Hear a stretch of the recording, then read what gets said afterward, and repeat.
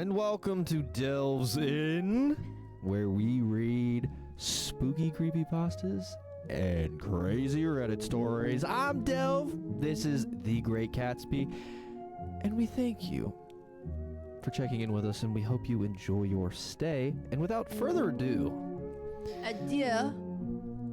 Let's get into a rather controversial Reddit story right off the rip. Baby girl here has found us something that she says in her own words Will stir us up a little bit. Will stir us up a little bit. Us, in particular. Yeah, okay. That means it's going to be personal, and I'm going to have to cut all this. But after this fun little story, we've got another creepypasta that we're going to read. So in the last episode that we recorded, I said that I had 3 bird-related stories. We were going for a little bit of a theme, but the first story ended up taking a lot longer. That's my bad. And so we ended up not reading that bird story in the previous episode, so we're going to be reading the other bird story in this episode, and then that third story, we're not going to read it because I kind of skimmed it in the taxi trash. So we'll be reading the other bird story this episode. So without further ado, let's do a little Redditing, babe. Can I read it, or do you want to read it? You can read it. I'll read it. Yeah. Okay. All right, you read the title. What's the title? Am I the asshole for reporting my neighbor's unpermitted driveway without giving him a heads up? Just for some background. I'm mad immediately. Yeah, dude, you're not just the asshole. I want to beat you to death. I want to pound your fucking face into the curb. Dude, as soon as I saw the title, I was like, oh, I hope this is good. Bro. This is actually our neighbor. This is our neighbor, Roscoe, across the street. Fuck you. Face. Yeah, fuck you, dude. This episode is dedicated to Roscoe. Dedicated to Roscoe. Die.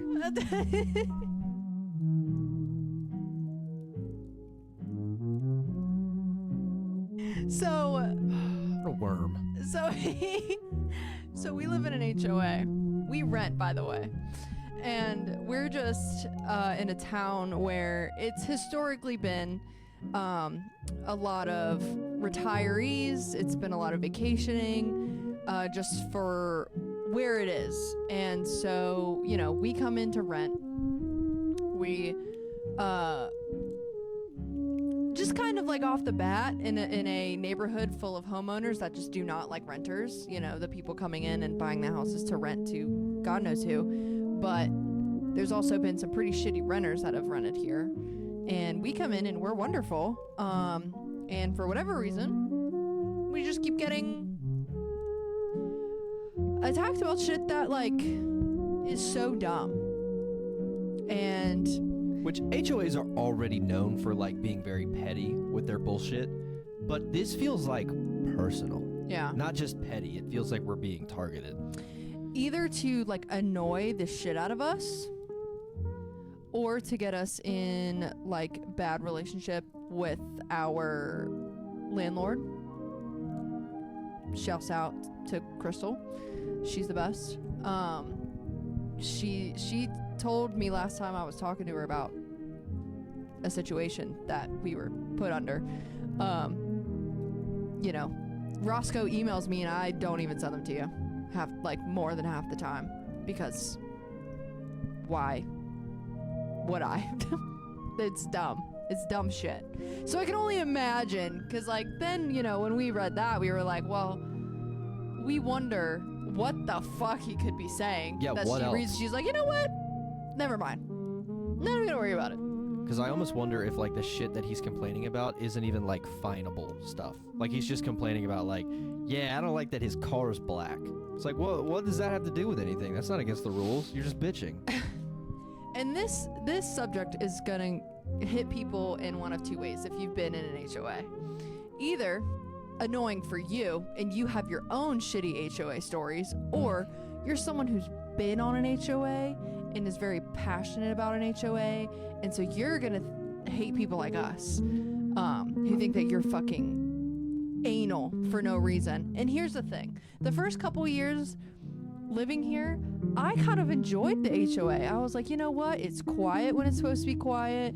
Things are nice. It's not trashy. Like, there's kind of a certain level of standard in which I appreciated. But this kind of reversal that we've experienced, I would say over the past like 6 months, fuck HOAs. Like, Yeah. it's one thing to want your neighborhood to be like kept up and nice and pleasant to live in, and you know, when people come, if there's houses for sale, like feeling like it's a really nice, quaint neighborhood. Like, I get all of that, but it's just the little shit that is unnecessary. It's like, why are we paying you to be unnecessary? Because all HOAs have fees. It's like, what the? So we're paying you to literally sit at your fucking computer or your phone, however you contact each other and the people that live here, to spy on everyone and just nitpick? Like, The average HOA is a lot like the United States federal government, in which originally all they were intended to do was maintain the roads and keep the grass cut near the entrance, but instead the power inevitably goes to their heads and they just decide that they're God. yeah. And whatever the fuck they want, they're gonna find the motherfuck out of you until you either comply or you sue them. Right. And that's almost always how it goes. The power goes to their head immediately. So I think two things are happening. Number one, we live right across from the president of the HOA. Of course we do. And so, like Old Man Nevercracker from Monster House, I think he sits up in his fucking house with a telescope and he just spies on the two of us, and every time we do something he disagrees with or doesn't like, he immediately rips an email and shoots it towards our fucking landlord. So not only is he an old man who's retired with plenty of time on his hands, but he's also the top dog. He's the main bitch. And so with nothing else to do than complain and bitch, and we being the only people he can see out of his window, I think we get the brunt of all of his fucking hatred. Totally. Well, and also too, we went to the HOA with a Legitimate complaint. About a dog that was getting out at night around the same time every night. And like, at first, I didn't really think anything of it because it wouldn't happen super frequently. And then it started happening almost every day.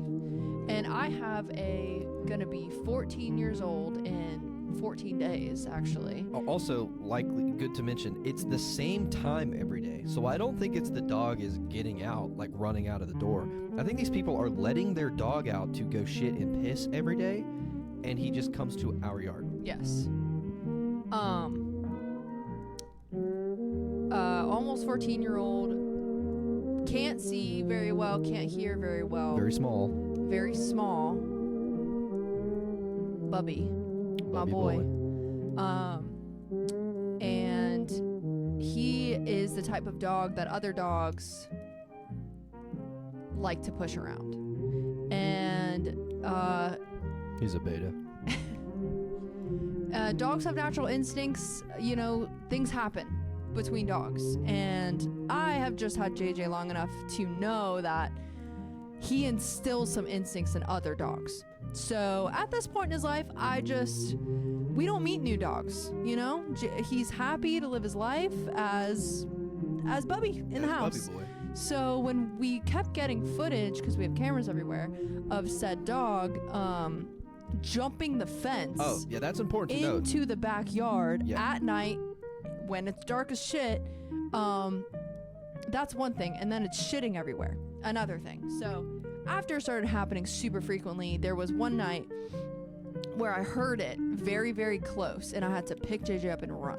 And here's the thing. This dog has not necessarily given me any reason to think that it is a bad dog or that it is an aggressive dog. But I'm not gonna Chance that. I'm not going to chance it, and I'm not going to put JJ in that situation on his own property, right? And also, we have a small dog with small poops. This is a big-ass, like, golden retriever Good to know, yeah. with huge shits. But a very important note that you said, This is our fenced-in backyard. It is jumping a fence to get. There's nothing for him to like get on and then jump over. This dog is just athletic enough to jump our fucking fence to get into our backyard. Yeah. And we work long hours. We get home late. So some asshole's gonna inevitably go, well, why are you letting your dog out at midnight? Well, because we get home late, we eat dinner at 9, we play video games till about 11, then we get ready for bed, we take the dog out at about midnight so he can get his last piss in, and then we go to bed. Right. But even then, doesn't matter. Also doesn't matter. Your dog's on my fucking property, and his shit's everywhere, and if my dog happens to be out there, anything happens to my dog, I'm sorry, your dog is dead. Like, we're gonna eat it as like that crow. As much as I love dogs, and I love dogs, I love animals in general, nothing will touch my dog without repercussion. And so, anyways, we went to very nice, by the way, like in a very respectful, in good moral manner, to the HOA, kind of explaining the situation. Also gave footage of said dog to be able to identify who owns it, to be able to come to some kind of understanding. We basically just got an email back saying, oh yeah, that's so-and-so's dog. They're aware that it's been digging under their fence, and they're trying to fix the issue. But my advice is the next time it happens, just call the cops. Yeah, they literally just told us to call the police. Call the cops. Like, dude, we don't want animal control to take their dog from them. I don't want the dog to go to animal control and in a shelter, and like, I'm not trying to get the dog seized. I'm trying to like be a cordial human being that I just don't want your fucking dog in my backyard. You're being neighborly. Like, at all, but especially in this kind of circumstance, because I'm not going to see your dog run up, and dogs are fast. Yeah. Like, you know, it's like you want to complain about one of our tires not being perfectly on the fucking driveway, or parking where we're not supposed to, even though street parking is not illegal here. But when there's an actual situation in which someone's property could get damaged and or hurt and or killed on their own property from someone else who doesn't live on the property, you're gonna tell me just to get the dog seized? Yeah. No, go to that fucking person and say, hey man, these people, you know, have footage of your dog. How are you fixing this issue? Yeah. You know how to fix the issue? Rocks. Chicken wire also works. Like, or if you know your dog, sorry, I'm heated. If you know that your dog is getting out and can't be trusted in your backyard, your own fenced in backyard, sit outside with it. Good point. Put it on its own lead in your backyard. Yeah. Like, why are you still just letting it out to go do its thing? Oh, and well, that's Fido why, likes to adventure. I don't want to lock. Yeah. And that's why we just think that these people don't fucking give a shit. They obviously know that their dog gets out, and they just don't care. Yeah, we think that the Roscoe is friends with the people who own the dog. That too. And that's why he's not going to do anything. Because he threatened us with fines for parking in front of our own house. I think it was Memorial Day weekend. Labor Day. It was Labor Day? Yeah. Yeah, we had some people over because fucking obviously it's Labor Day. Yeah, so we had for one day, I parked in the road because I had work the next day. And it wasn't even a day. It was like a few hours. Well, that's what I mean. Like literally like from 8 a.m. till like 8 p.m. Yeah. Like it was like a 12-hour, it was a day. It wasn't overnight. I parked in front of our own house and they threatened us with a fine saying that we can't park on the street. Because it was blocking someone's driveway. Guess whose driveway? It was not. We have and that was the other thing because we countered. We were like, we have cameras in front of our house. We were not parked in front of your driveway. We can send you the footage showing you that I was not parked. I was not blocking anyone's driveway. I was parked in front of our house. Exactly. But it was he the one that complained, because his driveway, exactly where Delv's car ended, was like a foot or two on the other side of the road, and then Roscoe's driveway. So it wasn't, again, a fucking stupid complaint. Also, coward move, because, like, let's assume even if I was blocking his driveway, why wouldn't he just come knock on our door and go like, hey, I'm trying to, like, leave, or hey, I've got people coming in, can you move your car? Right. Like a normal person. But so he waited, because it would have been a week since then, like, for it to get back to us. It was a week. It was like a week that afterwards that we got that email. So it's not like it affected him, he just wanted to complain. Exactly. So, anyways, with that being said. So that's why I read that title and I was like, Oh, am I the asshole? Vaping during pregnancy. Oh, I want to read that one too. Okay. That one's funny. All right, am I the asshole for reporting my neighbor's unpermitted driveway without giving him a heads up? This was voted as not the asshole, which is insane. Yeah, because I was going to say totally the asshole. You should at least. Yeah, this is a journey, too. Okay, my wife and I, mid-30s, live on a residential property in Florida that borders a protected wetland and an outstanding Florida waterway. We maintain a vegetable garden, no pesticides, no irrigation system, and work hard to keep our soil healthy with native species. We plan to raise chickens and do some beekeeping in our backyard. We've always kept cordial, even friendly relations with our neighbors, a couple in their 60s. We've watched their pets, helped walk their elderly dog. The wife is sweet and talkative. The husband, prickly, but we've never had any personal issues. There was one ugly incident when a different elderly neighbor... That's how I would describe you. Prickly? She fucking hates me, guys. There was one ugly incident when a different elderly neighbor with dementia came to me upset about a truck parked in front of her house. She thought it was mine. I explained it was the next door neighbor's tow truck and offered to walk with her to ask about moving it. That was a mistake. When we knocked, my neighbor exploded. Oh, what the fuck do you want? At her, not me. He got aggressive, said he needed the truck for work, puffed his chest, walked towards her, and told her, "Get off my property, you fucking fruitcake." I encouraged her to leave and I left myself.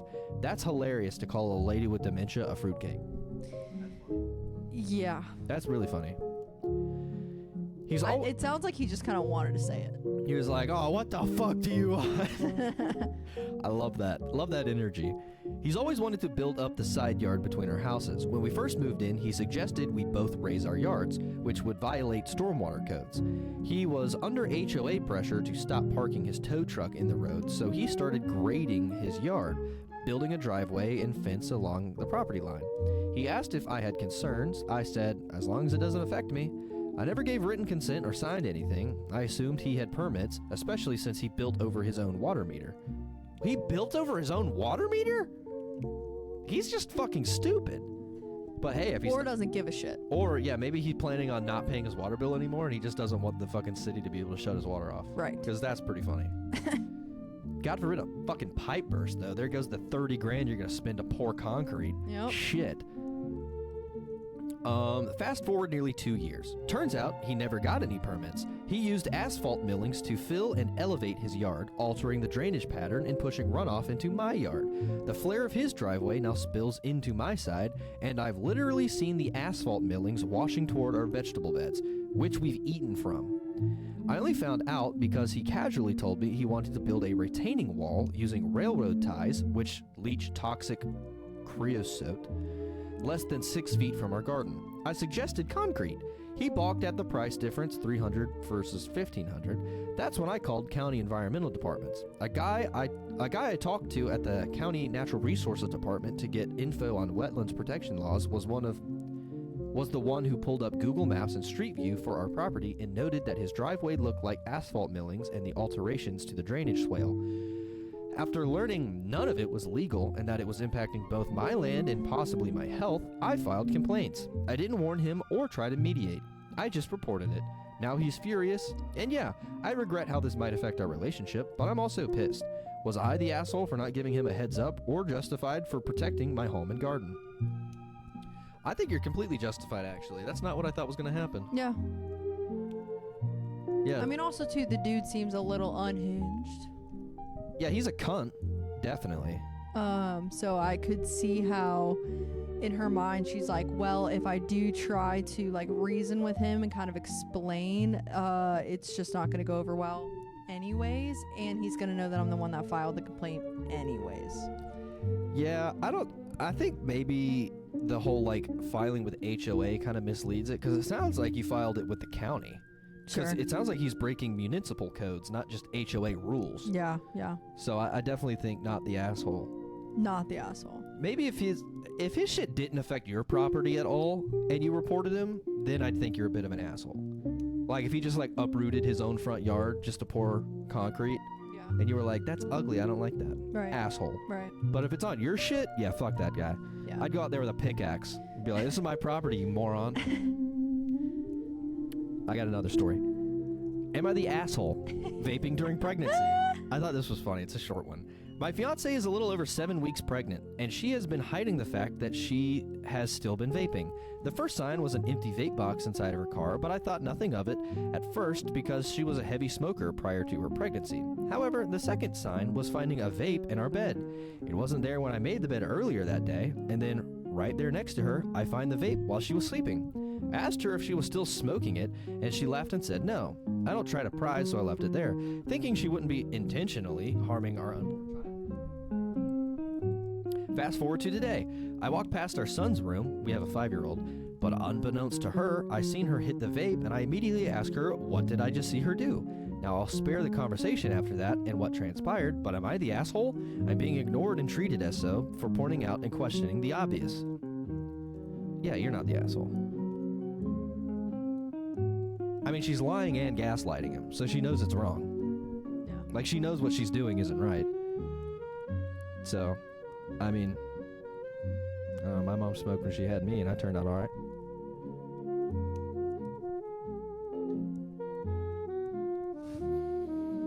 Yeah, I couldn't even convince myself. No, I'm fucked up, and it's her fault. Chat, blame all your problems on other people or your mental illnesses. That's the moral of the story here. So, yeah. The dad's not the asshole. Wife is an asshole, though. What's your opinion on that? I really wouldn't even like give her so much shit if she was like, dude, fuck you. At least it's not a cigarette. I'd be like, damn, okay. Yeah, I mean, at least just... But it's the lying and then gaslighting. Yeah, at least just own it. Just be like, yeah, fuck yeah. Nicotine's awesome. Sorry. Yeah. Yeah, I agree. If it was alcohol, then I'd be like, okay, bitch, you're going to kill our child. Yeah. But, like, I don't think cigarettes are going to kill the kid. Maybe he comes out with... Well, this is vaping. Yeah. So, just... I don't think vaping will kill the kid. Well, no. I mean, smoking wouldn't kill it either. It could cause it to have health problems, but I don't think it would die. Yeah. But yeah, not the asshole. Not the asshole, no. I mean, you vape and you're pregnant. Chad, I'm actually never gonna get pregnant She ever. did not like that joke. Anyway. Here's our story. I speedrun this one. We've been talking about HOAs for 20 minutes.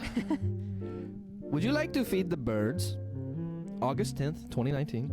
It is a 5.11 out of 10 from 114 votes. Kind of shit. This was written by Lost White.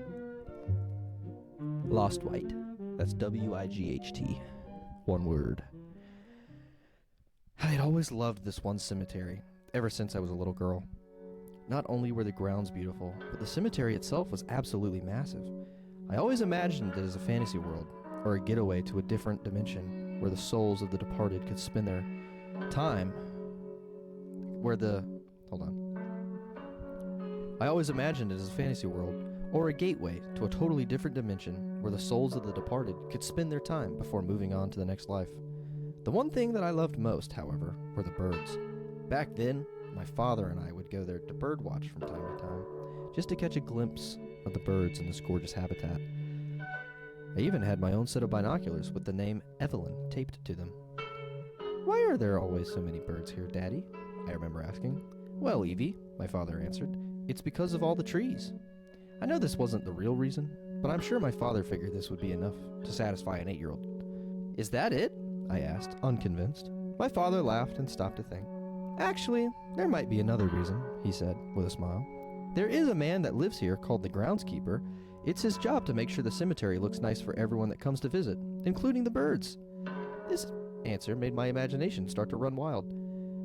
I would come up with little stories of how the groundskeeper, a man I'd never met, would go about his day. I pictured an old man strolling through the cemetery with a shining smile, watering flowers and feeding the birds. Reminds me of Dompe from Ocarina of Time. Yeah, for sure. You know Dampus, the man I'm talking about? Mm-hmm. With his little shovel and his fucked up face.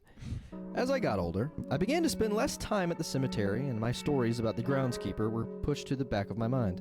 This was, of course, until the day I actually saw him. It was 2 days after my 13th birthday, and my parents were driving me to school.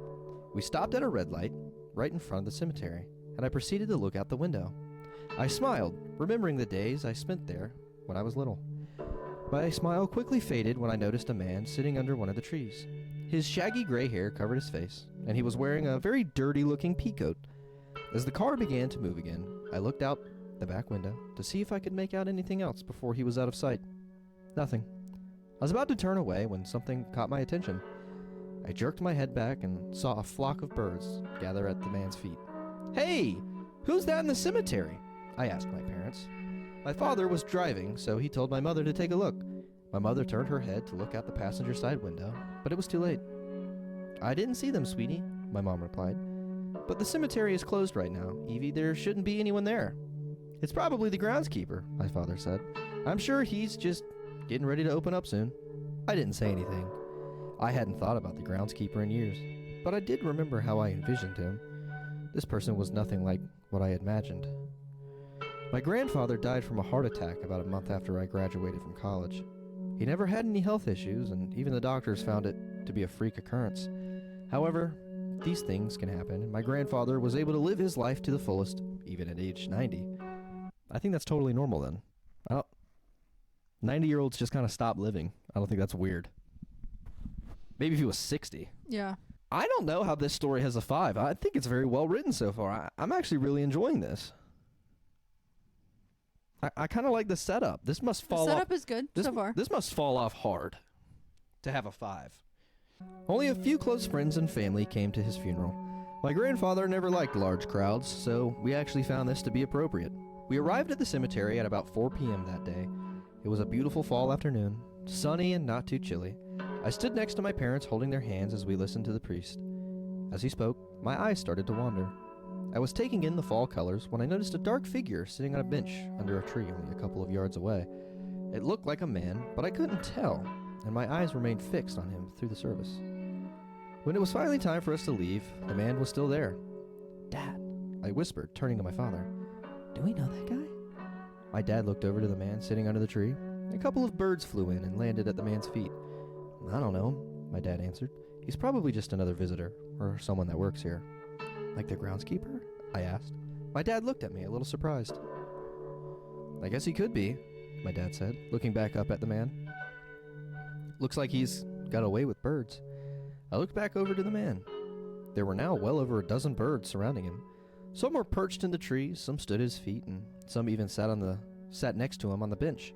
Out of pure curiosity, I decided to go over and speak with the stranger. Since my family was close by, I wasn't worried about anything bad happening. "Excuse me," I said as I approached the man. "Do you work here?" The man looked up at me. He was wearing a dark pea coat and had messy silver hair. He was young, probably in his mid to late 20s, but his complexion was off. His skin was ghostly white, and it looked like he hadn't slept in days. "This person is describing me." You. "I do," he said. His voice was deep and not at all what I was expecting. At that moment, an eerie silence fell over us. The birds had stopped chirping, and even the slight breeze had seemed to disappear completely. "Oh, okay, I was just curious," I replied, trying my best not to sound uncomfortable. "Well, nice to meet you. Have a good day." I turned around and started walking back towards my family. I could feel several sets of eyes on me as I walked back, quickening my pace. This man frightened me, but I didn't know why. I've been around sick people before, some that looked a lot worse than he did, and I never had a problem with any of them. I've also never been afraid of birds or any animals for that matter.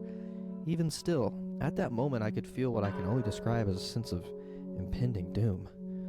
A few days later, I headed over to my grandfather's house to pick up a few of his belongings. All of the items that were packed away in boxes would be temporarily housed at my apartment while my family figured out what to do with them. After I loaded the last box into my car, I decided to do a final sweep of the house to make sure I didn't miss anything. I looked through the kitchen cabinets and on every shelf in the living room, but I couldn't find anything. My family was always very thorough when it came to cleaning, so I really wasn't that surprised. My last stop was the bedroom. I went through the closet and all of the drawers and came to the conclusion that this room was empty as well. I was about to leave when a thought crossed my mind. The bed. I knelt down and lifted up the old duvet cover. The light from the window reflected off a small object that was pushed against the wall. I reached under the bed and pulled out a small journal. There's no way I'm leaving this behind, I said to myself. I helped the small leather-bound book closed and left the house. That night I had a strange dream. I dreamt that I was a little kid again and I was running through the cemetery. I remember sitting under a tree, humming a tune and watching the branches sway in the wind. Suddenly the blue sky grew cloudy as the wind began to pick up. The leaves on the trees turned brown and fell off the branches. When the last of the leaves had gone, I heard a deep voice behind me. It's a lovely day, isn't it, Evelyn? I turned around and saw a man with shaggy gray hair and a dirty peacoat. The man never looked at me, but instead fixed his eyes on a flock of birds heading in our direction. In my dream, I knew who this man was. You're the groundskeeper, aren't you? I said, calmly. The man nodded, his gaze still held by the flock of birds that was now at our feet. I am, he replied. He knelt down beside me and handed me a small paper bag. Would you like to feed the birds? I woke up. I wasn't sure if the dream had scared me or not, but it definitely left me feeling uncomfortable. I turned on my light, sat up, and stared at the corner of my room. The boxes from my grandfather's house were all neatly stacked next to my dresser, with the journal I had found laid perfectly on top. I got out of bed, walked over to the stack of boxes, and picked up the journal. To this day, I'm not sure what made me want to read what was inside. Perhaps the dream had sparked my imagination and curiosity. Either way, I opened the small book and began reading. There really wasn't a lot in it. It was mainly small sketches of plants, birds, and some text to go along with them. My son is taking Evelyn to the cemetery again today. It warms my heart to know how much she loves that place. This brought a tear to my eye. I was always close with my grandfather, and almost forgot that he used to be an avid bird watcher himself. I turned the page and something fell to the ground. I picked it up and noticed it was an old Polaroid photo of me, my dad, and my grandfather. Upon examining it closer, however, I noticed another figure in the background. Holding the Polaroid in one hand, I read what my grandfather had wrote on the next page. A beautiful day.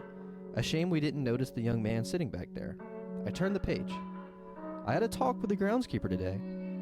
I think that guy likes birds even more than I do. I started to feel uneasy. This sounded a lot like the man I had met the other day. I turned the page again, only this time it was blank. I kept turning until I stopped at a page covered with text. I saw the man again tonight. This time he was outside my bedroom window before he disappeared. There's no doubt about it anymore, it's him. I started to get frightened. My grandfather had never mentioned anything about seeing people. Why would he keep something like this from us? I continued reading. It's clear to me now. He won't leave me alone until I give myself up. I'm opening the window. I'll be food for the birds soon. I closed the journal. I had no idea what I just read, nor did I want to. I placed the journal on my nightstand and called my parents. A few weeks passed after I showed the journal to my parents. They thought it was odd and said that they would look into things, but told me not to worry too much about it. That was easier said than done, but I tried my best. Since I didn't have a job lined up, I had been actively searching for something since my college graduation. One morning, I decided to check some of the local job postings to see if there was anything new. I pulled up the website on my phone and began scrolling through. Suddenly, one caught my eye. It was an assistant groundskeeper position at the cemetery.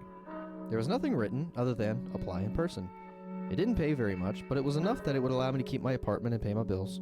On top of that, I would be able to hang out in the cemetery I had loved since I was a kid. But most appealing of all was the fact that I would likely be working with that strange man, the groundskeeper, the one I believed my grandfather wrote about. I could have let this go, but it felt as though I needed answers. I followed the instructions and applied the following week. Today is my first day.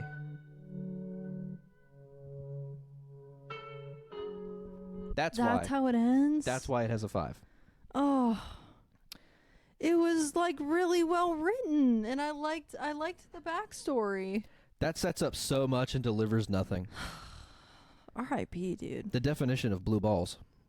We just got blue balls from a fucking creepypasta. Damn. Weird Cactus says, I was enjoying this story and looking forward to her working at the cemetery. I figured the story was about to get really good, but there was no ending. This is not a story. That was not a leave your reader with a few questions ending. There was no ending. Why are there so many writers not understanding that a story needs an ending? Blue Car says, wish there was more to it. Ended kind of suddenly.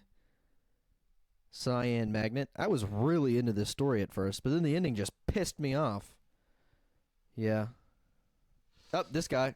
A frivolous fool. All right, come on. What's up with the blue balling? Literally. That was, unfortunately, that was the most well-written story we've read so far. Yeah. And it ends like that. I almost wonder if this was maybe like the beginning of a story, and then they like made a part 2, and there's maybe like a part 2 to Would You Like to Feed the Birds? I hope there's a part 2. I wish, because the author unfortunately isn't listed on here, so I can't like look to see if they've uploaded anything else, but that definitely feels like it has like, this needs to be continued. Yeah. Because I almost want to finish the story. You know? They have a Lost White is on Instagram and Twitter and YouTube and stuff, so maybe there is a part 2. If there's a part 2, maybe we'll read it. Because I quite like that one, dude. I liked it. That was really solid. That's got a lot of world building in it. I'm hooked. It's got me hooked, bro. I want to know what's up with the groundskeeper. Today's my first day. What's Dompe up to, bro?